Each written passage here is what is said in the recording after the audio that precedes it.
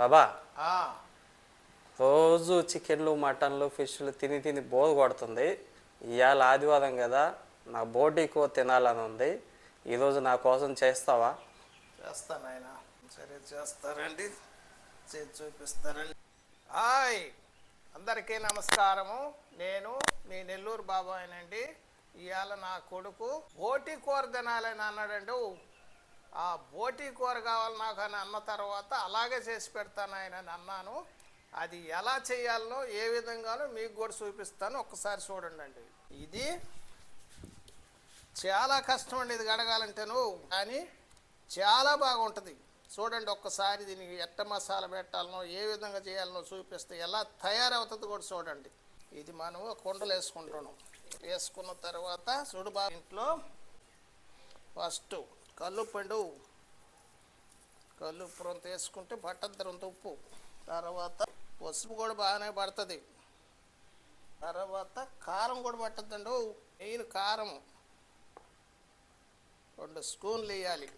రవ్వ జీలకర్ర పొడి కొద్దిగా ఎక్కువ వేయకూడదండు. కొంచెం గరం మసాలా వేసిన తర్వాత దీన్ని మనం ఒక్కసారి ఇప్పుడు మనము ఉడకబెట్టుకునే సమయం వచ్చేసింది. ఉడకకుండా వండితే మాత్రం పనికి రాదండు. ఈ విధంగా మనము దాంట్లోనే నీళ్ళు వస్తాయి, మళ్ళీ జాగ్రత్త. మనం మళ్ళీ పోసాం, చాలా టైం తీసుకుంటుంది. ఇప్పుడు ఉడికాలకి మనం తినేటట్టుగానే వచ్చేస్తుందండి. ఇది పెడతా చూడండి ఎట్ట వస్తుందో చూడు. ఈ విధంగా రెడీ చేసి పెట్టామండి. ఇది ఉప్పు, కారం, పసుపు, కొద్దిగా మసాలా అన్నీ వేసి కరెక్ట్ కలిపేసాం. ఇది ఒక 15-20 నిమిషాలు ఉడికితే మన కుడుముల్లాగా, రొయ్యల కుడుముల్లాగా వచ్చేస్తుందండి. అప్పుడు దాన్ని మన పక్కన పెట్టి కూర ఎలా చేయాలో చూపిస్తాం. ఒకసారి మూత తీసి వస్తున్నానండి. చూడు, చూసా, ఈ విధంగా కుడుముల్లాగా వచ్చేస్తుంది అన్నమాట. ఉడికే కుంది ఇట్టు వచ్చేస్తుంది. ఇది ఈ మసాలా నేను వేసిన కారము, ఉప్పు అన్నీ పట్టేస్తాయి. చూడు దాంట్లోంచి ఎన్ని నీళ్ళు వచ్చినాయి చూడండి. మనం కానీ పొరపాటుగా నీళ్ళు వేసామనుకో ఇంకా లొడలొడ అయిపోద్ది. ఇప్పుడు కుడుముల్లాగా మన మాంసం పొక్కలు ఈ విధంగా వచ్చేస్తాయి. అవి లాస్ట్లో మనం కూర చేసేటప్పుడు అపురూపంగా ఉంటాయండి. బాగా దీంట్లో ఉడికి ఉప్పు, కారం అన్నీ కరెక్ట్గా బట్టి తినేలాగా మనంతా రొయ్యల్లాగా వచ్చేస్తాయి. ఈ విధంగా చాలా బాగుంటుంది. ఒకరు కష్టపడ్డా కానీ బోటి చాలా బాగుంటుంది తినేటప్పుడు.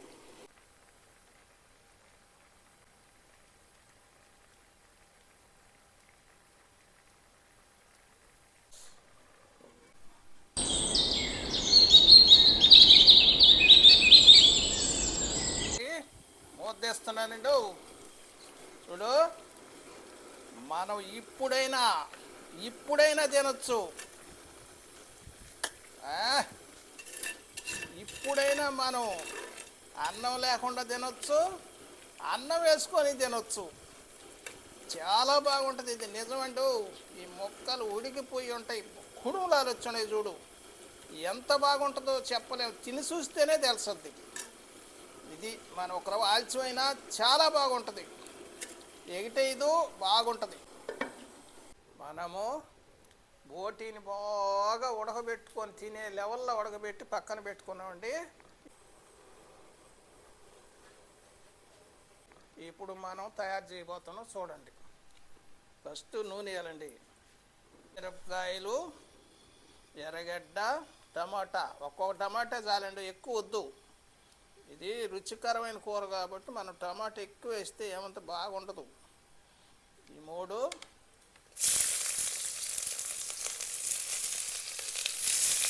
జాగ్రత్తగా ఉండాలండి, మాడకుండా. ఎక్కువ నూనె కూడా అంతగా ఏమి వేయబడలే, అంటే దాంట్లో కొవ్వు పదార్థం ఎక్కువ ఉంటుంది. మనం ఇంకొకరు నూనె వేసామనుకో సౌరు తేలేస్తుంది, బాగా సప్పగా అయిపోద్ది. మసాలా బాగా వేగిపోయిందండి. పచ్చిమిరపకాయ, ఎర్రగడ్డ, టమాటా బాగా కుక్ అయిపోయిందండి. తెల్లగడ్డ, అల్లము, కొబ్బరి పేస్టు చాలా బాగుంటుందండి. ఇది సుక్క వాటర్ వేసుకోవాలా, ఉడకాలి కదా. అదా మసాలా బాగా ఏగుతుంది. ఇది బాగా ఏగిన తర్వాత దీంట్లో ఒక రవ్వ కొత్తిమీర భలే బాగుంటుందండి. చెప్పేదానికంటే తిని చూస్తేనే తెలుస్తుందండి. మీరు ఒక్కసారి ట్రై చేసి చూడండి. ఇప్పుడు బాగా వేగిపోయిందండి. బాగా మనకి ఈ విధంగా గట్టిగా వచ్చేసేదాకా పచ్చి వాసన అనేది కనిపించకూడదు. ఇప్పుడు చూడు ఎట్ట ఉడికిపోయింది చూడండి. ఏ విధంగా వచ్చిందో చూడండి, ఎంత బాగుందో చూడు. ఇప్పుడైనా తినొచ్చు. కాకపోతే ఇంకొక రవ్వ ఇంకా రుచిగా ఉండేటట్టుగా వేస్తుండ చూడండి. అబ్బో, ఇది ఫ్రై కాబట్టి ఎక్కువ వాటర్ పోయకూడదు.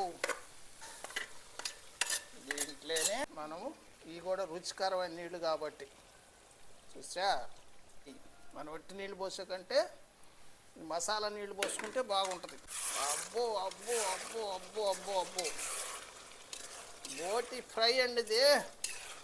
10 నిమిషాలకి అమృతంలాగా తింటా ఉంటే ఇక నేడితే మన జయమాల్ గారు డ్యాన్స్ చేసినట్టేనండి, అంత బాగుంటుంది. ఒక్క రవసేపు మూత పెట్టి చూడండి. 10 నిమిషాల కల్లా ఇక మనం తినకుండా ఉండలేం, అంత బాగుంటుంది.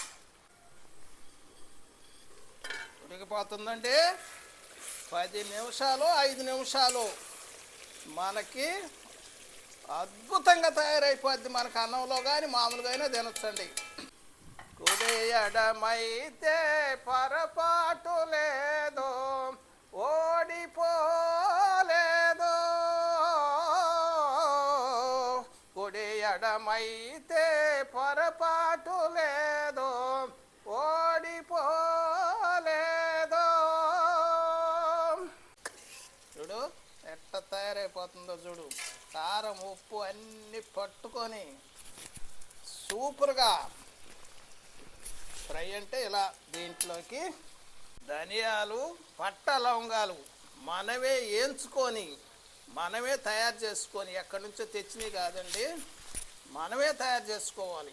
ఈ విధంగా చూడు, ఎక్కువ వేయకూడదు. మళ్ళా ఇది ఎక్కువ కూర కాబట్టి ఇదిగో చూడు చాలండి, వచ్చేస్తుంది వాసన. ఇదే మన బోటి ఫ్రై అంటే. నెమ్ము లేకుండా అన్నంలో కలిసిపోద్దండి.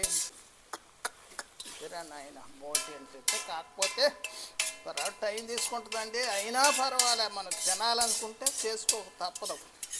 అయిపోయిందండి, అయిపోయింది బోటి ఫ్రై.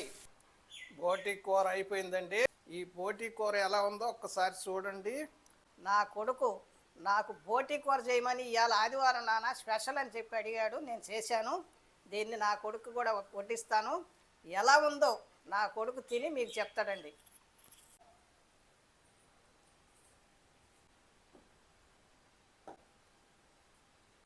నువ్వు అడిగినట్టే చేశాను నాయన. దాన్ని తిని చూసి ఎలా ఉందో చూసి చెప్పయ్యా. నాకేం తినాలనిపిస్తుంది నాయన, తినేస్తున్నా. ఎలా ఉందో నువ్వు కూడా చెప్పు నాయన ఒకసారి.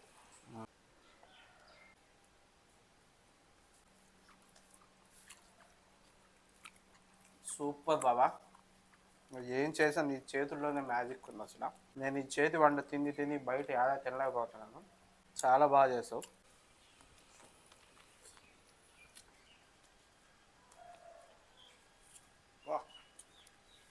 చాలా బాగుంది బాబా.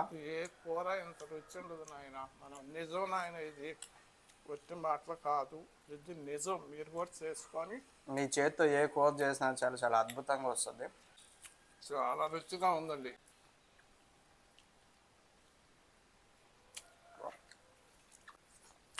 అపురూపంగా ఉందండి, చాలా బాగుంది. ఈ బోటి కర్రీ చికెన్ మటన్ కంటే చాలా టేస్టీగా ఉంటుంది.